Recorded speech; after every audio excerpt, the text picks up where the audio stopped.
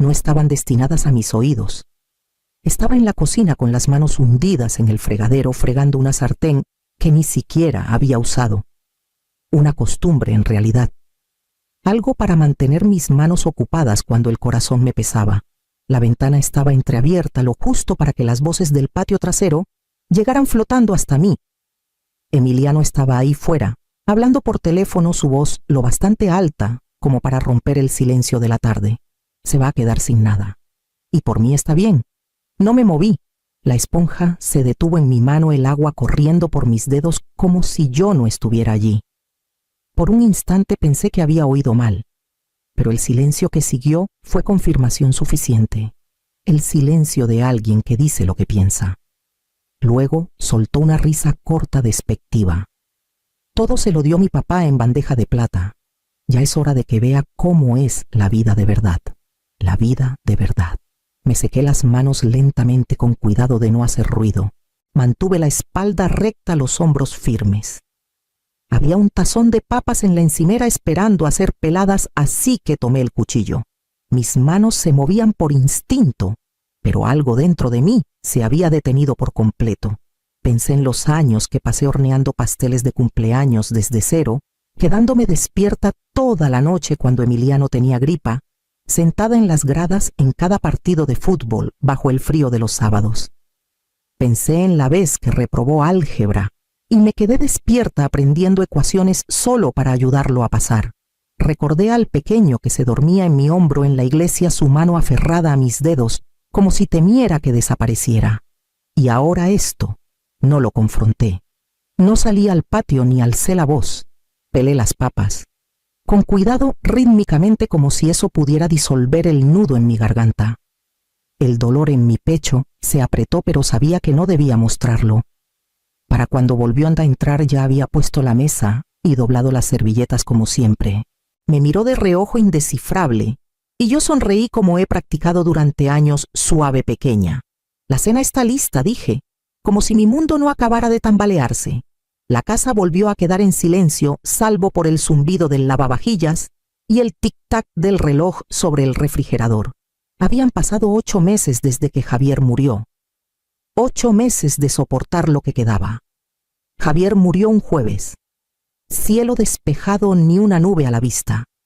Siempre decía que esperaba irse en un día nublado, como si el clima tuviera la decencia de estar de luto. Pero no cayó ni una gota de lluvia, ni siquiera una brisa. Solo silencio. Emiliano tomó las riendas antes de que las enfermeras terminaran de cubrir el cuerpo de Javier. En un día redactó el obituario, programó la cremación, organizó el servicio. Solo me hicieron una pregunta, si quería las cenizas en una urna o esparcidas. Dije urna.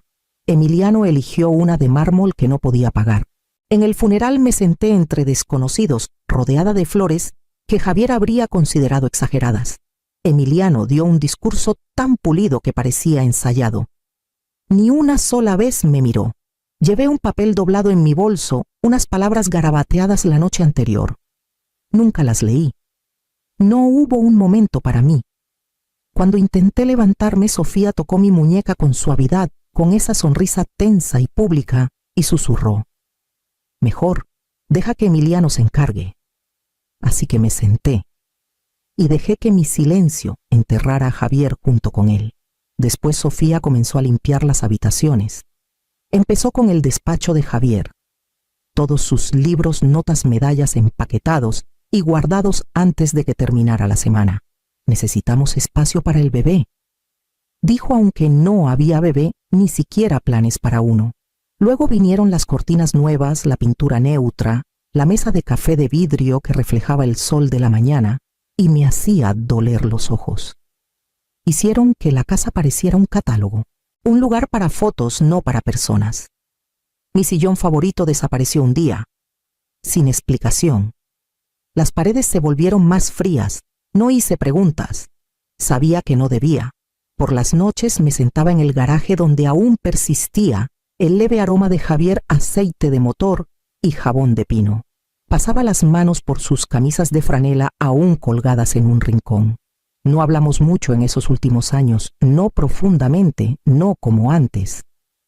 Se había vuelto silencioso tras la jubilación, como si algo en él se estuviera apagando mucho antes de que su cuerpo lo alcanzara. A veces me preguntaba si él veía lo que estaba pasando, cómo Emiliano me trataba como si fuera un mueble, cómo Sofía ofrecía cumplidos con la afilada precisión de un cuchillo. Tal vez lo notó, tal vez no, pero algo me decía que no se había ido sin un plan. La llamada llegó un lunes por la mañana. El teléfono sonó justo cuando doblaba ropa con las manos metidas en una canasta de camisetas viejas de Javier que no había podido regalar. Casi no contesto. El número era desconocido y últimamente eso solía significar que alguien quería venderme algo o darme condolencias meses tarde. Pero algo en mí, un viejo reflejo tal vez, me hizo tomarlo al tercer timbre. «Señora Valdés», preguntó una voz, tranquila, femenina, mesurada, de esas que te hacen enderezar la espalda. «Sí, soy Alejandra Méndez, abogada de Méndez, Torres y Asociados. Representé a su esposo». Mi esposo, repetí sin saber a qué parte de mi vida se refería. «Javier». «Así es, señora. Me gustaría solicitar una reunión privada. Hay asuntos que requieren su atención. Debió haber un error. Creo que mi hijo ya se encargó de todo. El testamento, la herencia, dijo que Javier dejó todo a su cuidado». Una pausa. Luego el señor Emiliano Valdés manejó el trámite de sucesión, sí, pero su esposo dejó una directiva secundaria, una que debía abrirse en privado y solo con usted. La palabra flotó entre nosotras en privado. Acepté reunirme al día siguiente. La oficina de Alejandra estaba en un pequeño edificio de ladrillo frente al juzgado, escondido detrás de unos jacarandás que justo empezaban a florecer. Me recibió con un apretón de manos firme y una sonrisa amable, su cabello gris recogido en un moño práctico, su voz del tipo en el que puedes apoyarte. «No perdimos tiempo. Su esposo dejó esto para usted», dijo, deslizando un sobre por la mesa pulida. Era grueso, sellado con cera, mi nombre escrito con la letra pesada y distintiva de Javier. Y hay más, un plan financiero, una directiva que le da acceso total a ciertas cuentas y activos que nunca se mencionaron en el trámite público. Miré el sobre. Mis dedos no se movieron hacia él. «No entiendo», dije. «¿Por qué no me lo dijo?» «Creo», dijo Alejandra con suavidad, «que lo entenderá una vez que lea la carta». La habitación se sentía demasiado silenciosa, el aire demasiado quieto. Toqué el sobre como si pudiera romperse. Por primera vez en meses sentí que algo se movía bajo el peso que cargaba. Esa noche esperé hasta que la casa estuviera en silencio antes de abrirlo. «Isabel, si estás leyendo esto, ya he fallado en demasiadas formas para contarlas. Pero aún hay una cosa que puedo hacer bien». Así comenzaba. Su letra no había cambiado, cuadrada, deliberada, como si tallara cada palabra con propósito. Mis manos temblaron no por el duelo, sino por algo más profundo, reconocimiento tal vez. Una voz que no había escuchado en años hablando al fin con claridad. «Sé lo que ha estado pasando en la casa. Sé cómo te habla Emiliano cuando cree que nadie lo escucha. Sé que Sofía te ha hecho sentir como inquilina en tu propio hogar. Lo he visto desarrollarse una pequeña indignidad a la vez. Y no hice nada. Hice una pausa parpadeando para contener las lágrimas que no esperaba. Claro que lo sabía. Siempre veía más de lo que decía. Pero me había convencido de que su silencio era indiferencia, que tal vez estaba de acuerdo con ellos. Me equivoqué. Tenía miedo, Isabel. Miedo de mover el barco, de enfrentar a un hijo que resultó ser más como yo de lo que quiero admitir. Pensé que tenía más tiempo. Pensé que encontraría el momento justo para arreglarlo. Pero ese momento nunca llegó. Así que esto es lo que puedo hacer ahora. Encontrarás los documentos adjuntos que te otorgan la propiedad total de la casa en San Miguel. No la cabaña del lago, sino un hogar de verdad. 4 recámaras, jardín, vista a las sierras. La compré hace 2 años, justo después de mi diagnóstico. La amueblé en silencio, limpié el terreno, mantuve los impuestos al día. Está solo a tu nombre. También encontrarás la transferencia de control sobre mis activos restantes. Hay 50 millones de pesos en inversiones, ahorros, pensión. Me aseguré de que no estuvieran ligados a Emiliano de ninguna manera. Vi cómo cambió con los años, cómo empezó a medir el valor en posesiones, no en amor. Mereces paz, Isabel. Mereces una vida que no esté construida en los términos de alguien más. Esto no es venganza, es restauración. Perdóname por llegar tarde. Javier. No me di cuenta de que estaba conteniendo el aliento hasta que la carta se deslizó de mis manos y cayó suavemente en mi regazo. La levanté de nuevo, la leí 2 veces, luego una tercera intentando absorber el significado detrás de cada frase. El sol estaba saliendo cuando doblé la carta con cuidado y la guardé en el sobre. A la mañana siguiente, Alejandra me entregó una carpeta llena de evidencia. La carpeta que Alejandra me dio pesaba más de lo que parecía. La colocó con suavidad, como si pudiera abrir algo que ninguna de las dos podría cerrar. Me pidió que te diera esto solo después de que leyeras la carta, dijo con voz cuidadosa. Él mismo lo compiló todo. Dijo que era hora de que alguien dijera la verdad. Dentro había secciones etiquetadas con precisión, fechas, nombres, transcripciones, fotos. El primer documento era una copia de una cadena de correos entre Sofía y un abogado que no reconocí. Hablaban de limitar responsabilidades y minimizar reclamaciones de herencia del cónyuge sobreviviente. Mi nombre no se mencionaba directamente, pero las implicaciones eran claras. Necesitamos asegurar que la herencia pase sin problemas. A Emiliano decía un mensaje con la menor interferencia posible. Pasé a otra pestaña y encontré fotos. No de mí, de ellos. Sofía y Emiliano en restaurantes con asesores agentes inmobiliarios, un hombre de cabello peinado hacia atrás y pluma de oro que aparecía en varias fotos. Alejandra lo señaló. Ese es el tipo que intentaban usar para liquidar la casa en silencio. Pensaron que podían venderla antes de que se finalizara el trámite. También había grabaciones de voz, fragmentos de conversaciones en tonos bajos conspirativos. Una de Sofía diciendo no va a pelear. No tiene el carácter para eso. Solo se desvanecerá. Emiliano se rió. Escuché sin inmutarme. De alguna manera ya lo sabía. Pero luego vino el último archivo. Un solo clip de audio etiquetado para Isabel. Lo reproduje. Su voz llegó como si atravesara el tiempo. Sé que estás cargando mucho ahora. Debí decirte todo antes. Debí detenerlos cuando empezó. Pero dejé que la comodidad ganara. Dejé que el miedo ganara. Y vi lo que eso te hizo. No fui valiente en vida, Isabel. Esta es mi disculpa completa. Hizo una pausa, un respiro audible, el roce de un papel.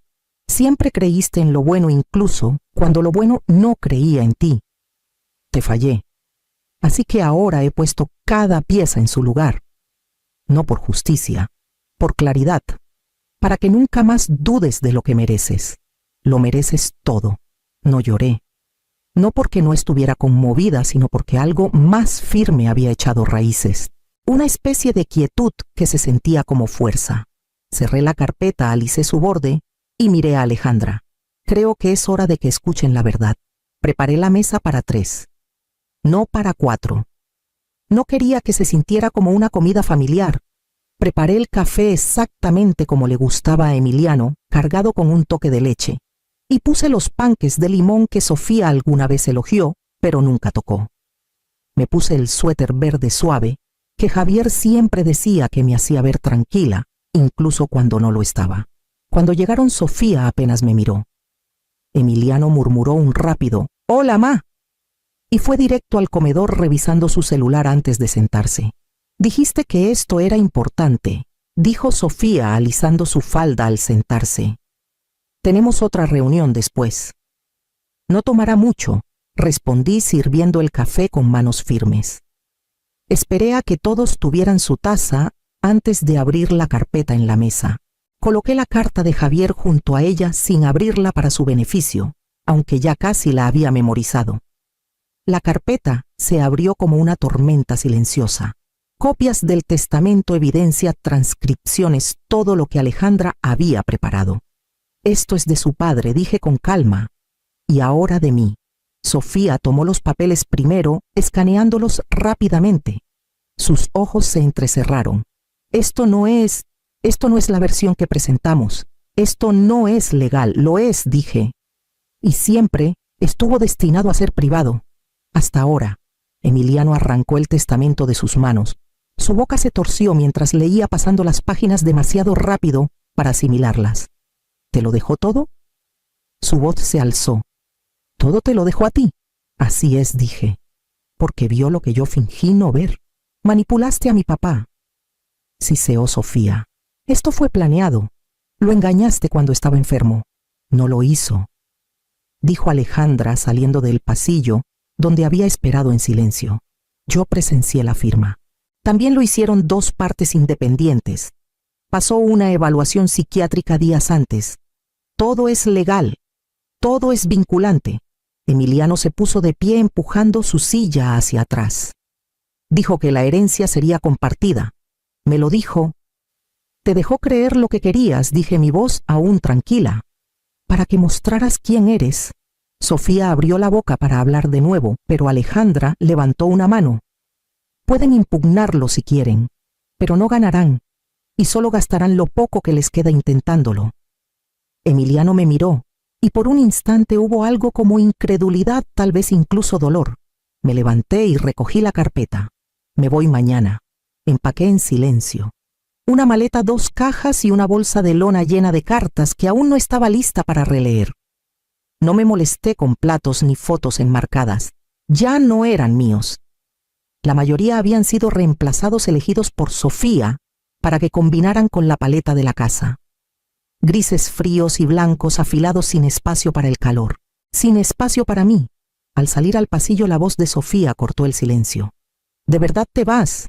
Así de fácil. No me giré. No le debía nada. ¿Crees que ese dinero te hace mejor? Espetó. ¿Crees que compensa ser pequeña e invisible? ¿Nada? Emiliano estaba cerca de la isla de la cocina con los brazos cruzados sin decir nada. Siempre había sido su estilo. Dejar que otro hablara luego, reclamar neutralidad cuando el daño ya estaba hecho. Me detuve en la puerta. No necesito el dinero para sentirme completa. Solo necesitaba la verdad. Volvió a llamarme, pero su voz se desvaneció en el fondo como estática en una radio olvidada. Salí sintiendo cómo el peso del aire cambiaba al cerrar la puerta detrás de mí. Alejandra esperaba en su carro estacionado en la acera. No dijo nada cuando subí y lo agradecí. Algunos momentos necesitan silencio. El viaje a San Miguel tomó casi todo el día. No paramos para fotos ni comida. Solo gasolina y quietud.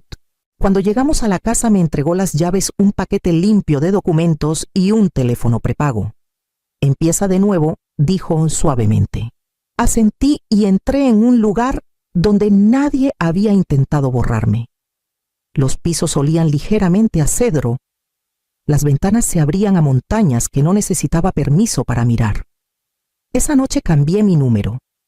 El jardín estaba descuidado cuando llegué, pero Javier ya lo había planeado, filas marcadas, tierra removida, notas en el cobertizo sobre lo que quería cultivar. Empecé con lavanda. Algo resistente que no pide mucho pero da bastante. Trabajaba por las mañanas cuando el sol era suave y el mundo aún no despertaba del todo. La tierra bajo mis uñas se sentía más honesta que cualquier cosa que hubiera tocado en años.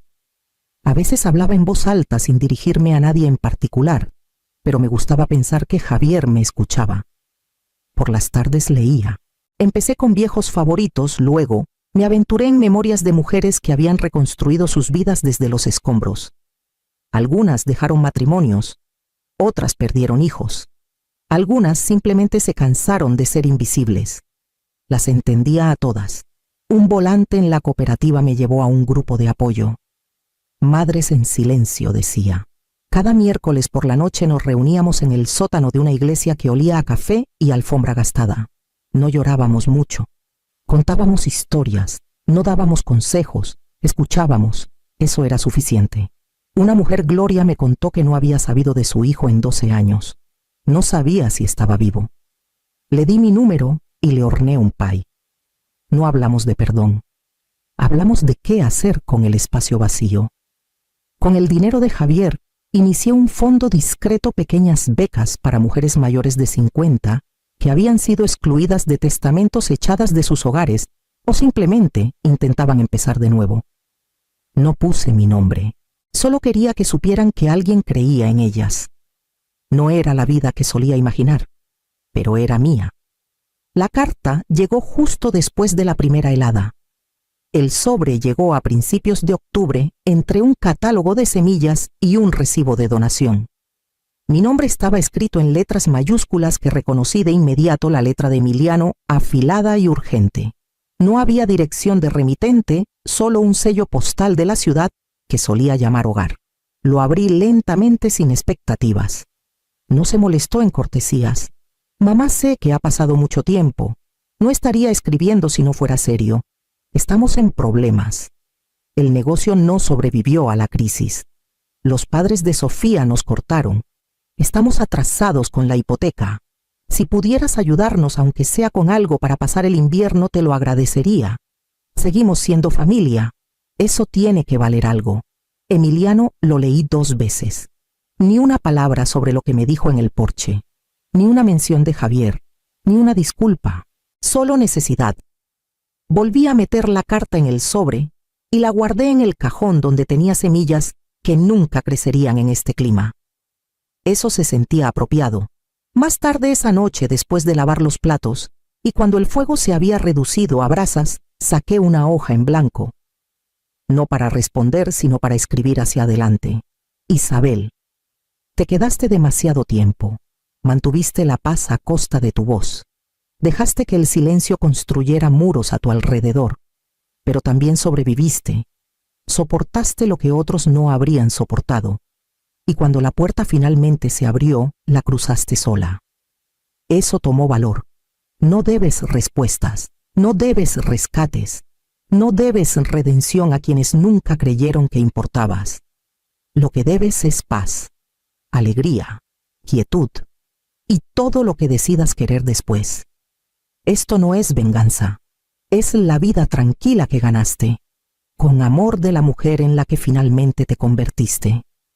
Doblé la hoja, la puse en la caja de madera junto a la carta de Javier y salí al jardín. La lavanda se había vuelto quebradiza con el frío, pero el romero mantenía su forma. El cielo comenzaba a suavizarse con la luz de la mañana.